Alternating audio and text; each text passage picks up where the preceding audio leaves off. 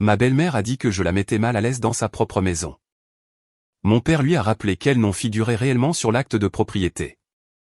Alors, voilà le truc avec le deuil. Il pousse les gens à faire des choses stupides. La chose stupide de mon père, ce fut d'épouser Linda 6 mois après la mort de ma mère. J'avais 15 ans, je portais encore du noir à l'école, je trouvais encore parfois des cheveux de ma mère sur mon oreiller, et cette femme était déjà en train de prendre les mesures pour de nouveaux rideaux. Linda a emménagé comme si elle menait une sorte de prise de contrôle hostile. Les photos de famille ont été les premières à disparaître. Absolument toutes. La photo de mariage de maman et papa. Mes photos de bébé avec maman qui me tenait dans ses bras. Les photos de vacances de ce voyage sur la côte où maman m'avait appris à faire du bodyboard. Tout a été mis en carton et déplacé au grenier dès sa première semaine. Puis les livres de ma mère ont disparu des étagères. Ses plats préférés se sont volatilisés des placards. Ces rideaux qu'elle avait cousus à la main pendant mon enfance. Ceux avec les petites fleurs qu'elle avait passé 3 week-ends à perfectionner, disparus du jour au lendemain, remplacés par cette esthétique minimaliste et stérile, d'un gris qui faisait ressembler notre maison à la salle d'attente d'un cabinet dentaire. Nous devons tous aller de l'avant, a annoncé Linda un soir au dîner, avec cette fausse voix compatissante qui me donnait la chair de poule. Vivre dans un sanctuaire dédié au passé n'est sain pour aucun d'entre nous. Nous devons créer de nouveaux souvenirs dans cet espace. Une énergie fraîche. Papa a simplement hoché la tête. Une marionnette. Il n'a même pas levé les yeux de son assiette. Je n'ai rien dit, j'ai juste tranquillement déplacé la boîte de recettes de ma mère dans ma chambre cette nuit-là avant qu'elle ne puisse disparaître dans le néant qui avait avalé tout ce qu'elle avait touché. Cette boîte de recettes était la dernière chose qu'elle avait utilisée avant de tomber trop malade pour cuisiner. Son écriture était encore sur les fiches à l'intérieur. Je n'allais laisser Linda s'en approcher sous aucun prétexte. Le commentaire sur le malaise a commencé de manière discrète, assez subtile pour que, si je me plaignais, je passe pour une folle. C'est le truc avec les gens comme Linda. Ils sont intelligents dans leur façon d'opérer. Jamais rien d'assez flagrant pour être dénoncé. Juste ce goutte-à-goutte constant de petites piques et de manœuvres passives-agressives qui vous rendent lentement fou tout en maintenant une dénégation plausible. J'ai laissé de la vaisselle dans l'évier une fois après un service tardif à mon travail à temps partiel, une seule fois. Linda a convoqué une réunion de famille sur le respect des espaces communs, une véritable réunion formelle avec un ordre du jour concernant 2 assiettes et une fourchette. Je suis resté éveillé à étudier jusqu'à minuit pour mes examens. Linda s'est plainte que la lampe de mon bureau la dérangeait de l'autre côté du couloir, à travers 2 portes fermées dans une maison de 3000 pieds carrés. Elle a réellement utilisé l'expression « préoccupation relative à l'hygiène du sommeil » avec un visage impassible. Puis, un jour, je suis rentré à la maison et j'ai découvert que la porte de ma chambre n'avait plus de serrure. Quelqu'un avait enlevé tout le mécanisme, il avait tout simplement disparu, comme s'il n'avait jamais existé. Les trous étaient encore là où la quincaillerie se trouvait, mais la serrure elle-même s'était volatilisée. Des questions de vie privée, a expliqué Linda quand j'ai demandé. Sa voix avait cette douceur mielleuse qui me faisait mal aux dents. Nous sommes une famille maintenant. Les familles ne ferment pas les portes à clé. C'est une question de confiance et d'ouverture. J'ai eu envie de souligner que les familles n'effacent pas non plus les mères décédées comme si elles n'avaient jamais existé. Mais j'ai gardé la bouche fermée. J'apprenais que pour survivre dans cette maison, il fallait rester invisible. Il fallait choisir ses batailles. Il fallait ravaler 1 millier de choses que je voulais dire chaque jour. Quand j'ai eu 17 ans, elle a considérablement intensifié sa campagne. Elle a cessé d'être subtile. Ma présence la rendait anxieuse. Mon emploi du temps perturbait sa routine. Elle se sentait comme une invitée dans sa propre maison. L'ironie de cette dernière affirmation m'a presque fait éclater de rire. Papa se contentait de soupirer et de me demander si je pouvais faire plus d'efforts pour m'entendre avec elle. Cet homme, mon propre père, me demandant de faire plus d'efforts avec la femme qui avait jeté la porcelaine de mariage de ma mère parce qu'elle jurait avec sa nouvelle palette de couleurs. La porcelaine qui était dans la famille de maman depuis 3 générations, partie en un seul après-midi pendant que j'étais à l'école.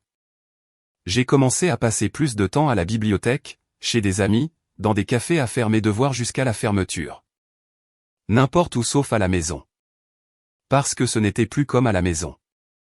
C'était un territoire ennemi. Comme si j'étais une intruse dans la maison où j'avais appris à marcher. Où maman m'avait appris à lire, où chaque recoin recelait autrefois un souvenir. Et maintenant, chaque recoin me rappelait simplement ce qui avait disparu. Le pire, c'était de voir papa se laisser faire. Il avait été mon héros, autrefois.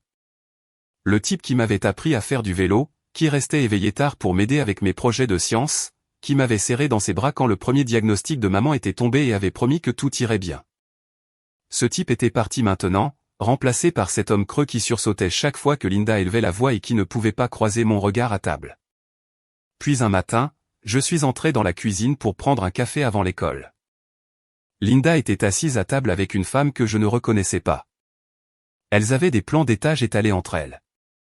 Une agente immobilière, ai-je deviné en regardant les cartes de visite éparpillées. Une fois qu'elle ira à l'université à l'automne, disait Linda en désignant ce que je réalisais maintenant être les plans de notre maison, nous pourrons enfin transformer cette chambre en un véritable bureau à domicile. La lumière naturelle y est parfaite. Elle parlait de ma chambre, l'ancienne salle de couture de ma mère qu'elle avait transformée en ma chambre de bébé quand elle était enceinte de moi. La chambre où j'avais grandi. J'ai été accepté à l'université d'État, ai-je dit doucement depuis le seuil de la porte. Elles ont toutes les deux sursauté. Je vais faire la navette pour économiser de l'argent, en vivant à la maison. La température dans la cuisine a chuté d'environ 30 degrés. Le visage de Linda a traversé environ 6 expressions différentes avant de se figer dans une rage à peine contenue. L'agente immobilière a soudainement trouvé ses papiers très intéressants. Cet après-midi-là, Linda m'a coincé dans le couloir devant ma chambre. Son masque était complètement tombé. Plus de fausse chaleur. Plus de prétendue complicité familiale. Je pense qu'il est temps d'avoir une conversation honnête, a-t-elle dit en me barrant le chemin. Tu dois comprendre quelque chose. C'est ma maison maintenant. J'ai été patiente. J'ai essayé de faire en sorte que ça marche, mais ta présence ici me met profondément mal à l'aise. J'ai besoin que tu commences à prendre d'autres dispositions. Je l'ai juste regardée. Cette femme qui avait passé 2 ans à effacer systématiquement ma mère de l'existence, qui avait transformé mon père en deuil en un béni oui-oui sans colonne vertébrale, qui se tenait maintenant dans la maison de ma mère, me disant que je devais partir. Avant que je puisse répondre, papa est apparu de son bureau au fond du couloir. Il avait clairement tout entendu. Pour une fois, il ne regardait pas ses chaussures. Il ne cherchait pas un autre endroit où être. Il regardait Linda droit dans les yeux. Linda, a-t-il dit. Sa voix était différente. Plate, froide. Quel nom est sur l'acte de propriété? La couleur a quitté son visage si vite que j'ai cru qu'elle allait s'évanouir. Eh bien, nos 2 noms, mais... Faux. Juste le mien. Le silence qui a suivi était assourdissant. C'était la maison de Rebecca. Le nom de ma mère flottait dans l'air comme un fantôme. Comme si elle venait d'entrer dans la pièce avec nous. Elle me l'a laissé en fiducie pour notre fille. Tu es une invitée ici, Linda. Tu as toujours été une invitée. Je ne l'avais jamais entendu parler comme ça. Jamais vu tenir tête à qui que ce soit, et encore moins à elle. La bouche de Linda s'est ouverte et fermée. Aucun son n'en est sorti. Mais tu as dit. J'ai dit beaucoup de choses, a interrompu papa. J'étais en deuil. Je ne réfléchissais pas clairement. Ça s'arrête maintenant. Le lendemain matin, j'ai trouvé des documents juridiques sur le comptoir de la cuisine. D'aspect officiel. Plein de attendus que et de par les présentes, tamponnés, notariés et tout le reste. Je les ai lus 2 fois pour être sûr de comprendre ce que je voyais. Papa m'avait transféré 50% de la propriété de la maison directement. À 17 ans, j'étais maintenant copropriétaire de la propriété où j'avais grandi. Il avait dû faire rédiger ces documents du jour au lendemain. Il avait dû appeler un avocat à la seconde où Linda était allée se coucher. C'est à quel point il avait été secoué après cette confrontation dans le couloir. Linda a déménagé dans la chambre d'amis cette nuit-là. N'a pas dit un mot au dîner. A juste picoré sa nourriture et s'est excusée tôt. Elle a complètement cessé de me regarder dans les yeux après ça. Quitté une pièce quand j'y entrais. Mangeait à des heures différentes pour éviter de s'asseoir à la même table. La température dans la maison était arctique. Mais pour la première fois en 2 ans, je pouvais respirer. Mais voici le truc. Papa ne savait pas. Ce qu'aucun d'eux ne savait, ce que personne ne savait sauf moi et une femme morte. 2 ans plus tôt, en nettoyant des boîtes dans le grenier, j'avais trouvé quelque chose. Un journal. Le journal de ma mère de l'année de sa mort. Couverture en cuir bleu. Son nom gravé en or sur le devant. Je l'avais ouvert en m'attendant à des souvenirs. Peut-être quelques recettes. Des notes sur son jardin, le genre de choses qu'une mère mourante pourrait vouloir laisser derrière elle pour sa fille. Ce que j'ai trouvé à la place, ce sont des entrées détaillées sur la façon dont elle avait découvert la liaison de papa avec Linda, sa secrétaire de l'époque, 6 mois avant son diagnostic de cancer. Elle avait trouvé des courriels, des messages textes, un reçu d'hôtel qui était tombé de la poche de sa veste alors qu'elle faisait la lessive. Mes mains tremblaient si fort que je pouvais à peine tourner les pages, mais j'ai continué à lire. Chaque mot, chaque date, chaque preuve qu'elle avait documentée avec la précision d'un procureur montant un dossier. J'avais gardé ce journal caché sous une latte de plancher lâche dans mon placard, attendant, sans savoir quoi, sachant juste qu'un jour j'en aurais peut-être besoin. Sachant que l'information était le pouvoir, sachant que maman avait tout documenté pour une raison. Maintenant, avec 50% de la maison à mon nom et Linda perdant le contrôle au fond du couloir, je l'ai ressorti. Parce que ce journal contenait autre chose. Quelque chose que j'avais presque manqué la première fois que je l'avais lu. La preuve que maman avait entamé une procédure de divorce. Des notes sur des réunions avec un avocat, des listes d'actifs, des évaluations de propriété. Et, cachées dans les dernières pages, des photocopies de documents qui suggéraient qu'elle avait prévu de quitter papa sous des conditions très spécifiques. Des conditions qu'il avait violées. Des conditions qui, selon les notes de l'avocat, déclencheraient une clause qui pourrait tout changer sur qui possédait quoi. Le nom de l'avocat était inscrit sur chaque page. William Foster, avocat.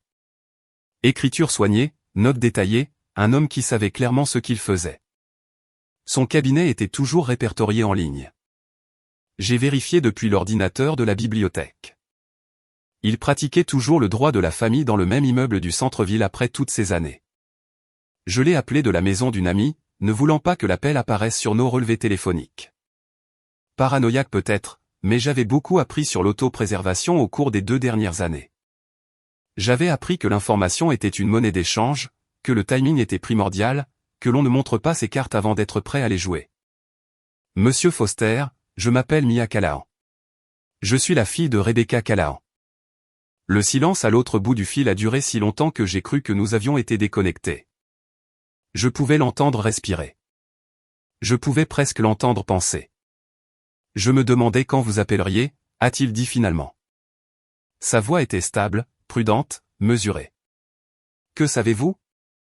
Tout. J'ai le journal et vos notes. Une autre pause. Plus longue cette fois. Pouvez-vous venir à mon bureau? Pas aujourd'hui.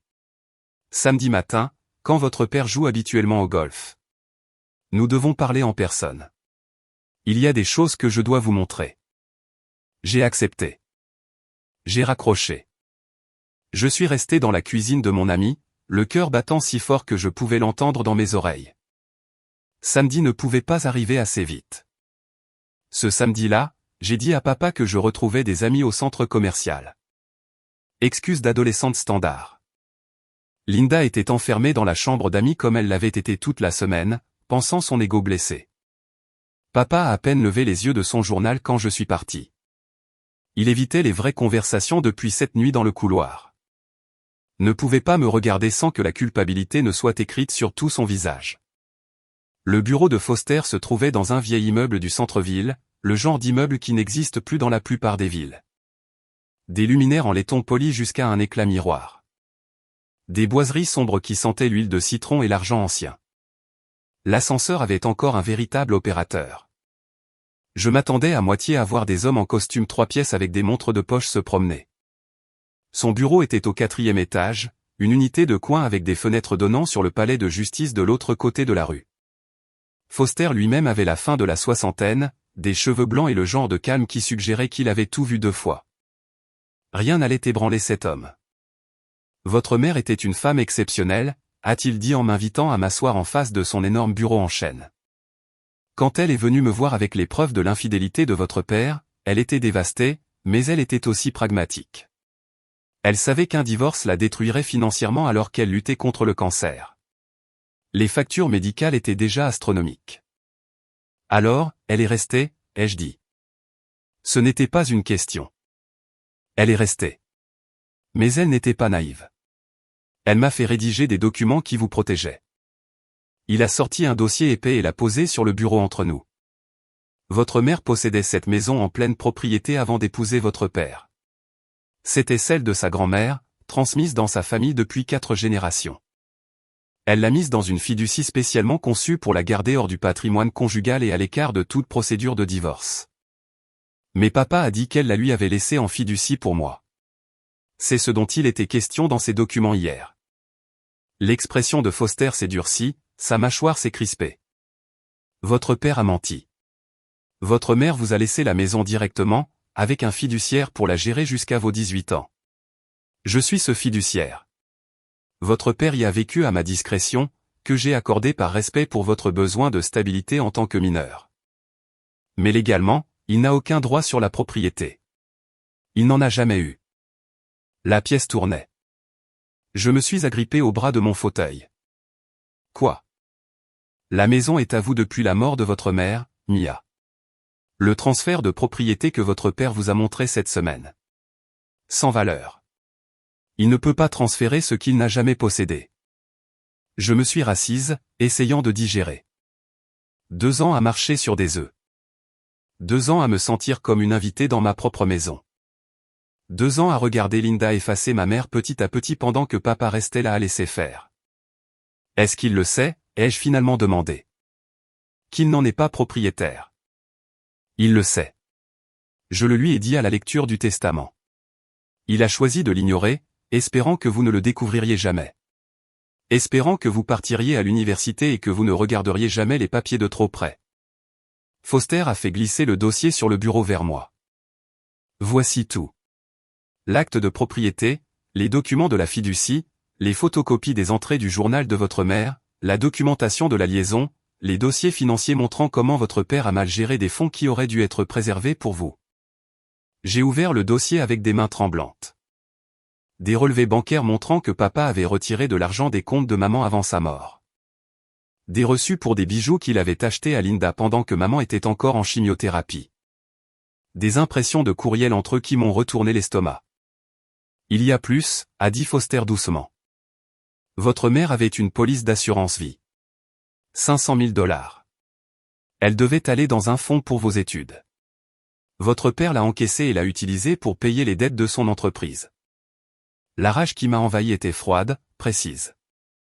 Pas la colère brûlante que j'avais ressentie auparavant. C'était quelque chose de différent, de calculé. Que puis-je faire, ai-je demandé. Légalement, vous pouvez les expulser tous les deux. Aujourd'hui. Vous avez 17 ans, mais en tant que propriétaire avec l'approbation documentée du fiduciaire, vous avez ce droit. Ou vous pouvez attendre d'avoir 18 ans dans 4 mois et vous en occuper alors avec une pleine autonomie légale. Quoi qu'il en soit, ils n'ont aucun argument. J'ai pensé à Linda dans la chambre d'amis, probablement déjà en train de planifier son prochain coup pour me pousser dehors. J'ai pensé au faux transfert de propriété de papa, à sa complicité, à sa faiblesse, à la façon dont ils avaient essayé d'effacer maman tout en vivant dans sa maison, en dépensant son argent, en dormant dans son lit. Je veux attendre, ai-je dit, jusqu'à mes 18 ans. Mais je veux que tout soit prêt pour le jour de mes 18 ans. Foster a souri. Ce n'était pas un sourire chaleureux. J'espérais que vous diriez ça. Au cours des 4 mois suivants, j'ai joué la fille parfaite. Agréable, silencieuse, invisible. Le genre d'adolescente que toute belle-mère rêve d'avoir. Oui, madame. Non, madame. Comme vous voudrez, madame.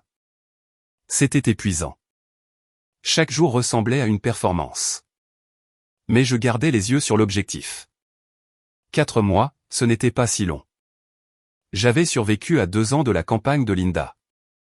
Je pouvais survivre à 16 semaines de plus à jouer la gentille pendant que la mèche se consumait jusqu'au bout. J'ai trouvé un travail à temps partiel dans une librairie du centre-ville et j'ai commencé à économiser chaque sou. J'ai ouvert un compte séparé dans une autre banque. Dépôt en espèces uniquement. Rien qui puisse être tracé ou remis en question. Je me suis assuré que mes notes étaient impeccables. Présence parfaite. Point bonus pour chaque devoir. J'ai postulé dans des universités avec l'aide de ma conseillère d'orientation. J'ai fait tous les bruits qu'il fallait sur mon avenir. J'ai assisté au dîner de famille sans me plaindre. Je construisais une trace écrite de mon comportement exemplaire. Quelque chose qui paraîtrait bien plus tard si quelqu'un remettait en question mon caractère ou mes décisions. À la maison, la dynamique avait changé de manière étrange. Linda restait dans la chambre d'amis la plupart du temps, n'en sortant que pour les repas. Elle avait cessé ses commentaires sur ma présence. Avait arrêté d'essayer de contrôler mon emploi du temps ou de se plaindre de ma lampe. Elle était devenue silencieuse, observatrice. Papa se déplaçait comme un fantôme, sa culpabilité le rattrapant enfin.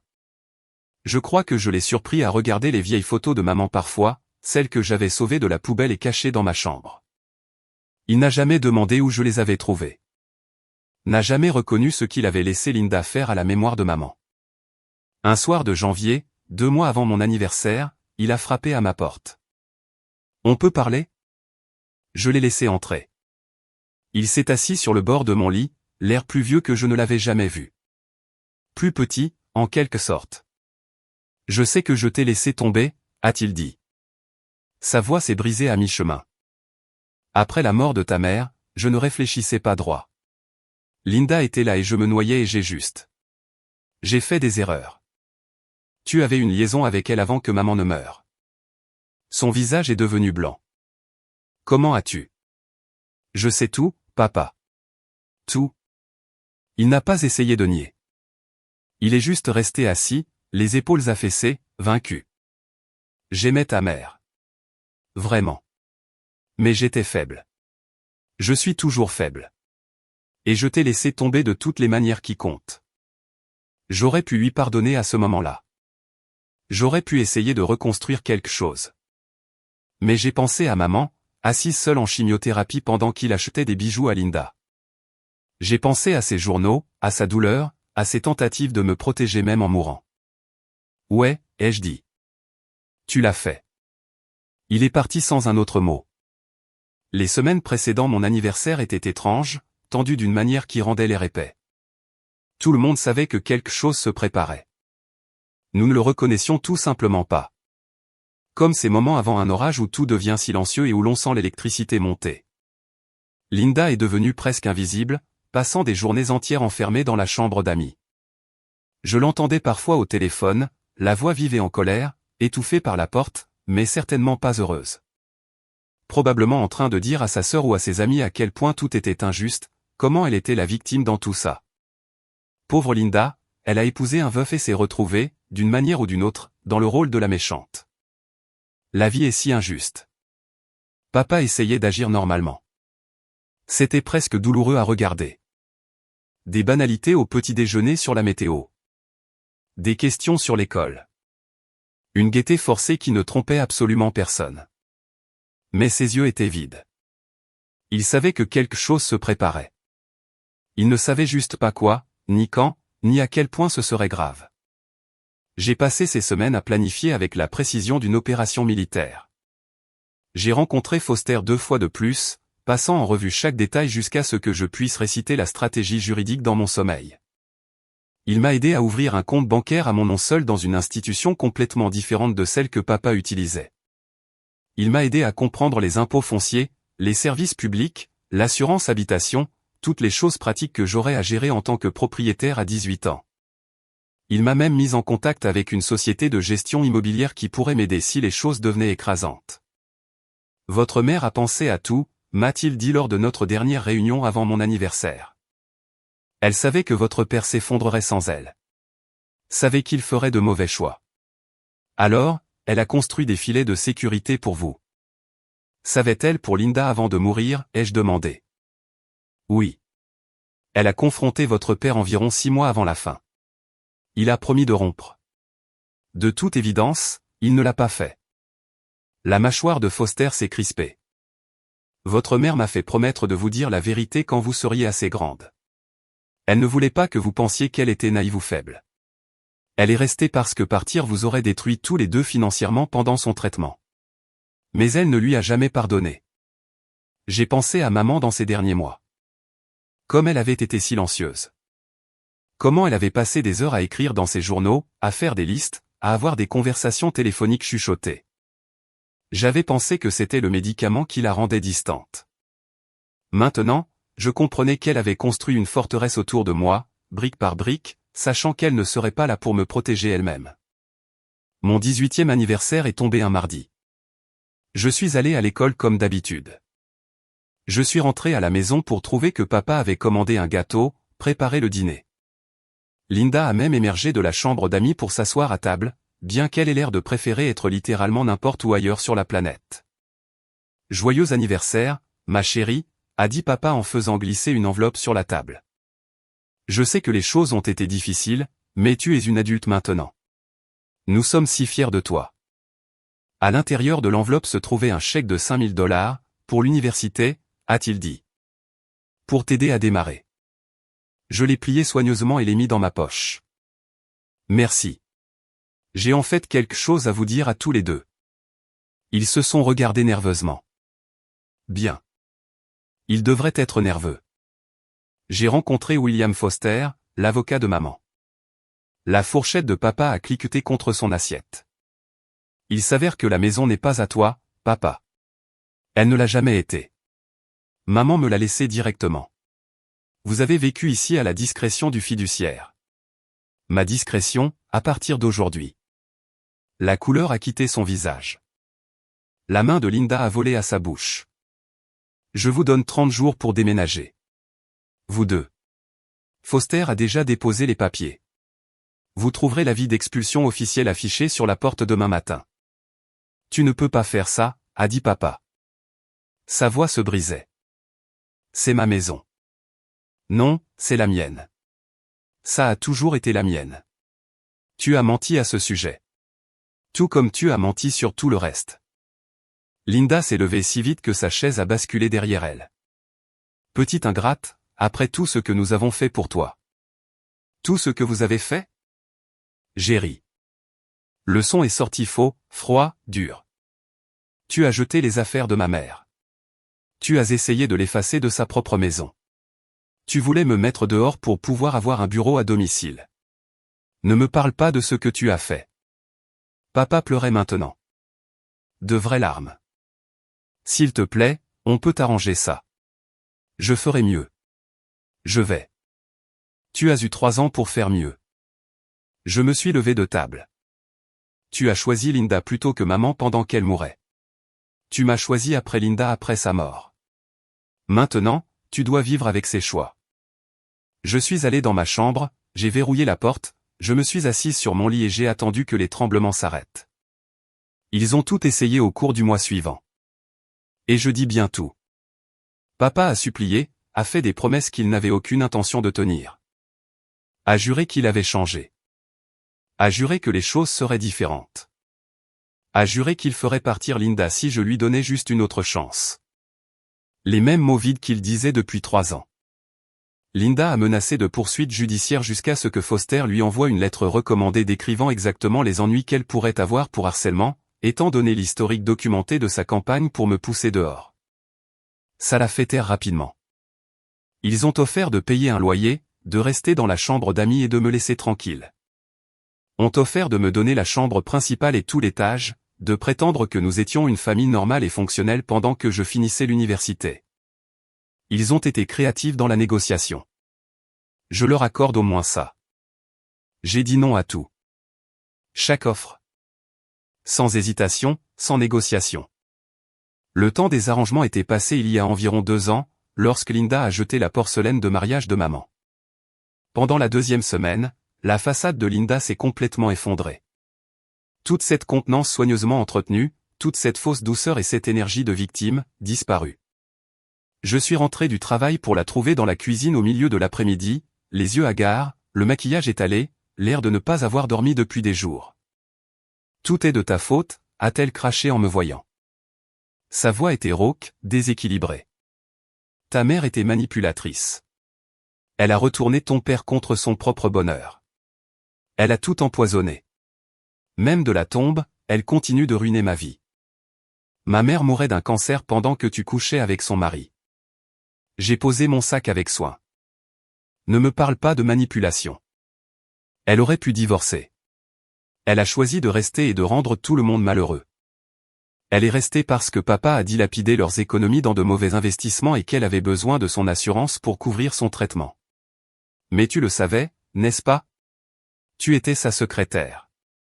Tu as vu les comptes. Tu savais exactement à quoi elle faisait face. Le visage de Linda s'est tordu. Ton père m'aimait. M'aimait. Elle était juste trop malade et amère pour le laisser partir. Sors de ma maison. Ce n'est pas encore ta maison. Il nous reste 2 semaines. Alors, sors de ma vue avant que j'appelle Foster et que je te fasse expulser aujourd'hui. Elle est passée en titubant à côté de moi, marmonnant dans sa barbe. Je l'ai entendu claquer la porte de la chambre d'amis. Cette nuit-là, j'ai dormi avec une chaise coincée sous la poignée de ma porte. Lui faire confiance semblait être un bon moyen de me réveiller avec la maison en feu. Papa a essayé une approche différente. Il a commencé à laisser des notes partout. Sur le comptoir de la cuisine, scotché à ma porte, glissé dans mes manuels scolaires.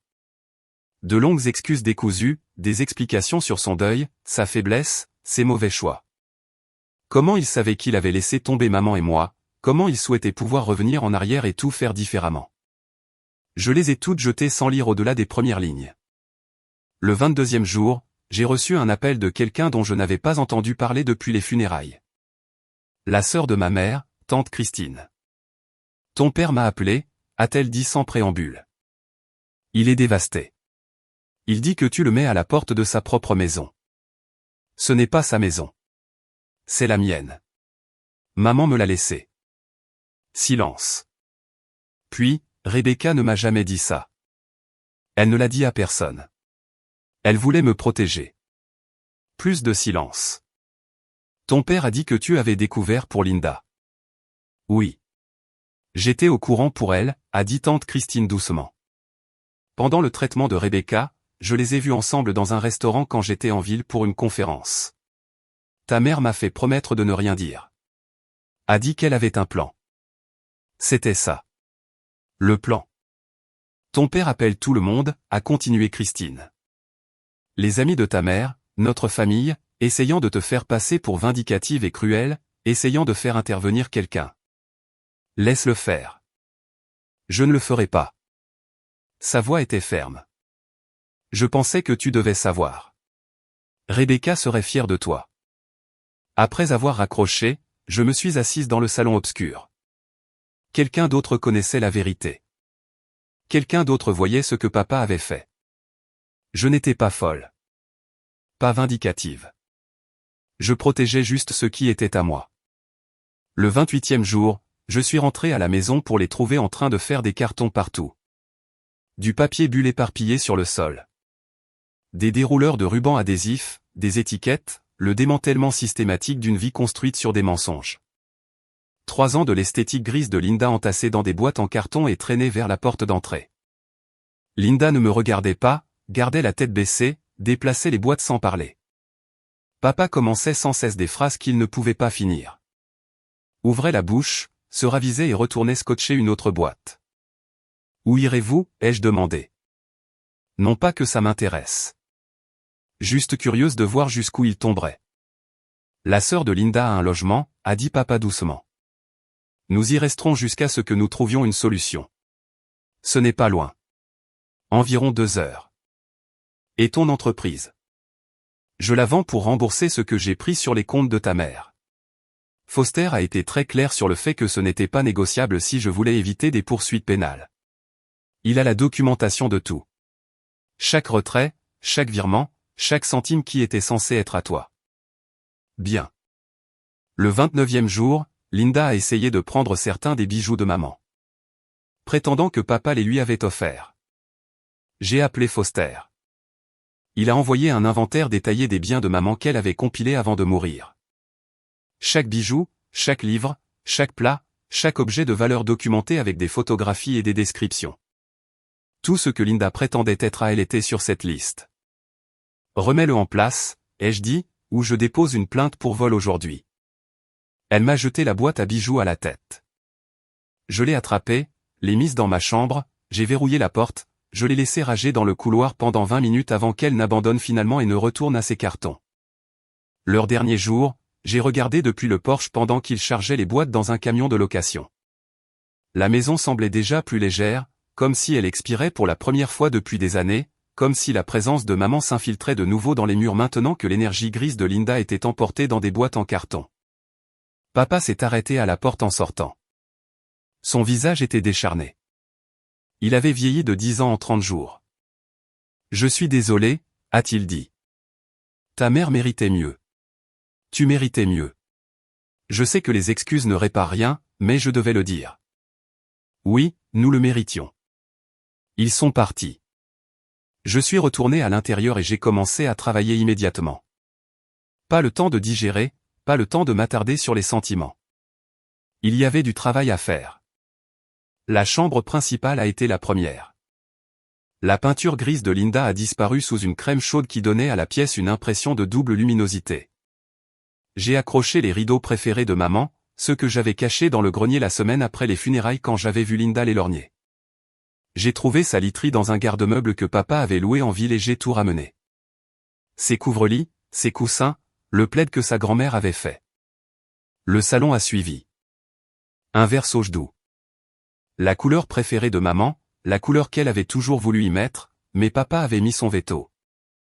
J'ai raccroché ses œuvres d'art au mur. Ses aquarelles de l'océan de nos vacances. Ses fleurs pressées dans des cadres délicats. Les photos de famille que Linda avait mises en boîte sont retournées sur la cheminée. J'ai trouvé son piano chez tante Christine. Elle avait demandé à le stocker avant que papa ne puisse le vendre. J'ai engagé des déménageurs pour le ramener à la maison. Il était parfait dans le coin près de la fenêtre, exactement là où il était avant. La cuisine a pris le plus de temps. Peinture jaune beurre. Nouvelle quincaillerie sur les armoires et la vaisselle de maman. La porcelaine de sa grand-mère que Linda avait vendue. Je les ai retrouvés dans 3 dépôts-ventes différents en ville. J'ai passé des week-ends à parcourir les antiquaires et les ventes de succession. J'ai appelé tous les magasins de seconde main dans un rayon de 50 miles. Cela m'a pris 2 mois et a coûté la plupart de mes économies de la librairie. Mais j'ai récupéré chaque pièce. Chaque assiette, chaque bol, chaque plat de service. Tout. De retour à sa place. Pendant que je restaurais la maison, tante Christine est arrivée avec une boîte de documents. Rebecca m'a nommée exécutrice testamentaire de sa succession après tes 18 ans, a-t-elle expliqué, étalant des papiers sur la table de la cuisine. Il y a plus de comptes, plus d'actifs que ce que Foster t'a dit. Elle voulait que tu les aies par étapes pour que tu apprennes à gérer l'argent progressivement. Comment ça, plus? Il s'est avéré que maman venait d'une famille riche de longue date. La succession de sa grand-mère était substantielle. Il y avait des propriétés dans 2 États qui étaient dans sa famille depuis des générations. Des comptes de placement, un fonds en fiducie qu'elle avait gardé complètement séparé du mariage. Tout cela caché à papa, tout cela protégé. Pourquoi n'a-t-elle rien utilisé de tout ça quand elle était malade, ai-je demandé. Si elle avait révélé ses actifs, ton père les aurait réclamés dans la procédure de divorce. Les lois sur la communauté de biens. Elle aurait dû tout partager. De cette façon, tout te revient. Propre, légal, intouchable. Ta mère était la personne la plus intelligente que j'ai jamais connue. La maison n'était que le début.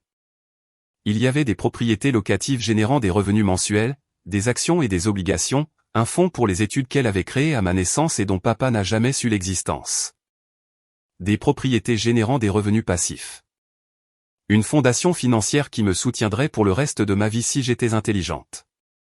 Je me suis inscrite au collège communautaire et j'ai continué à travailler à la librairie. Ma gérante, Hélène, était une femme d'une 60aine d'années qui connaissait maman du quartier. Elle avait été aux funérailles, avait apporté des gratins dans ses premières semaines terribles. Ta mère venait chaque semaine, m'a dit Hélène un jour alors que nous réapprovisionnions les étagères. Achetait toujours des livres sur les affaires, la finance, l'immobilier, l'investissement. Disait qu'elle planifiait pour l'avenir. Je pense qu'elle parlait de toi. Je prends ma retraite l'année prochaine, a-t-elle dit quelques mois plus tard. Je pense à vendre le magasin plutôt que de le fermer. Ça t'intéresse? Foster a aidé à structurer l'achat comme un prêt avec des paiements gérables. J'ai utilisé certains des plus petits comptes de maman comme acompte. Hélène m'a tout appris au cours de l'année suivante. La gestion des stocks, les relations avec les fournisseurs, les bizarreries des habitués du quartier qui y faisaient leurs achats depuis des décennies. Les rythmes de l'entreprise, les tendances saisonnières, tout ce qu'elle avait appris en 30 ans de gestion de l'endroit. La vente a été conclue en avril, un an après mon 18e anniversaire. Hélène m'a remis les clés les larmes aux yeux. Fais en quelque chose de spécial, a-t-elle dit. Ta mère serait fière. Je l'ai rebaptisé Rebecca S. Books en une semaine. J'ai fait faire une nouvelle enseigne, peint l'intérieur dans des couleurs chaudes et accueillantes. J'ai créé une section pour enfants pleine de livres diversifiés et de coins de lecture confortables avec des poufs et un éclairage doux. J'ai ajouté un bar à café dans le coin. J'ai embauché 2 employés à temps partiel. J'ai commencé à organiser des événements avec des auteurs et des clubs de lecture les soirs de semaine. L'entreprise a décollé immédiatement. Les gens qui avaient connu maman sont passés pour partager des souvenirs et sont devenus des clients réguliers. Le mot s'est répandu rapidement dans le quartier. La fille de Rebecca Callahan avait rouvert l'ancienne librairie et l'avait nommée d'après sa mère. Les gens sont venus par curiosité au début, ont continué à revenir parce que l'endroit semblait chaleureux, comme si quelqu'un s'en souciait vraiment.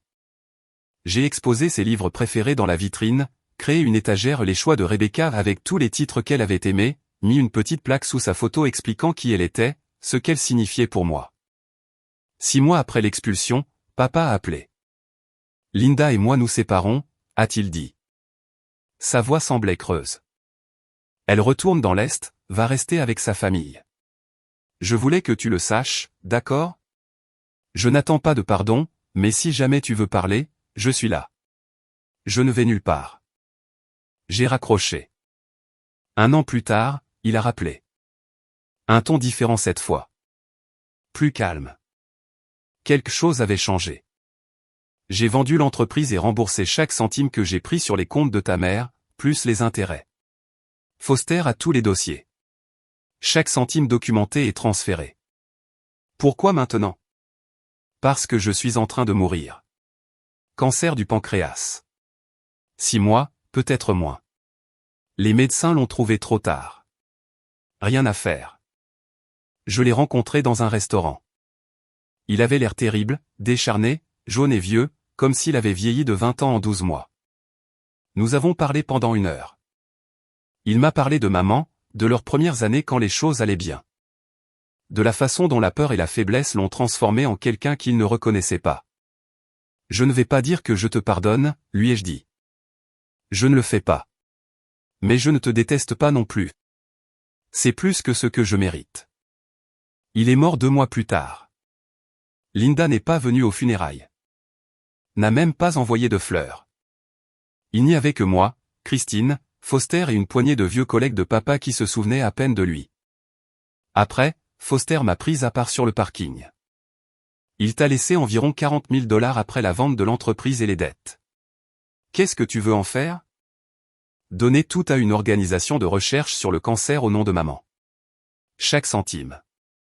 En triant les effets personnels de papa dans son appartement, j'ai trouvé une boîte de lettres qu'il avait écrites à maman mais jamais envoyées. Des lettres d'après son diagnostic, sur sa peur, sa culpabilité. Je les ai lues 1 fois. Elles expliquaient certaines choses. N'excusaient rien, et expliquaient juste. Je les ai mises dans un tiroir et ne les ai plus jamais regardées. Le mois dernier, j'ai reçu un message de Linda via les réseaux sociaux. Long et décousu, plein d'excuses et de justifications. Elle voulait clore le chapitre, voulait expliquer sa version des faits, comment elle était tombée amoureuse d'un homme brisé, comment les choses s'étaient compliquées. Je l'ai supprimé sans répondre, j'ai bloqué son compte. Certaines personnes ne méritent pas de tourner la page. Certaines portes restent fermées. J'ai 21 ans maintenant, je gère Rebecca S. Books à plein temps tout en terminant mon diplôme de commerce en ligne. Le magasin est florissant. J'ai établi des partenariats avec les écoles locales pour des programmes d'alphabétisation et j'ai commencé à organiser des ateliers d'écriture. J'ai ajouté une section de livres d'occasion qui est devenue populaire auprès des étudiants. Je vis dans la maison de maman, celle qui a toujours été destinée à être la mienne, entièrement restaurée maintenant. Chaque pièce exactement comme elle l'aurait voulu. Les propriétés locatives rapportent un revenu stable. Les investissements croissent tranquillement. Je vis confortablement. Je travaille toujours à plein temps parce que j'aime ça, pas parce que j'en ai besoin. Il y a 2 semaines, je réapprovisionnais les étagères quand une femme est entrée. Milieu de la quarantaine, énergie nerveuse, vêtements professionnels. Elle a passé 20 minutes à errer avant de s'approcher du comptoir. Êtes-vous Mia, la fille de Rebecca? Oui. J'ai travaillé avec votre père il y a des années, avant Linda, dans sa première entreprise. Je voulais juste dire que votre mère est venue au bureau une fois pour surprendre votre père pour le déjeuner. Elle a vu quelque chose qu'elle n'aurait pas dû. Je me suis toujours demandé si elle savait, si c'est pour ça qu'elle semblait si triste vers la fin. Elle savait, ai-je dit. Elle savait tout. La femme a hoché la tête lentement. Je suis contente que vous ayez eu la maison. Je suis contente que vous ayez cet endroit. Elle s'est arrêtée à la porte. Votre mère était la personne la plus intelligente dans chaque pièce où elle entrait. Tout le monde le disait. Il semble que vous ayez hérité de cette qualité. Elle est partie. Je suis retourné à mes étagères. Juste un autre jour.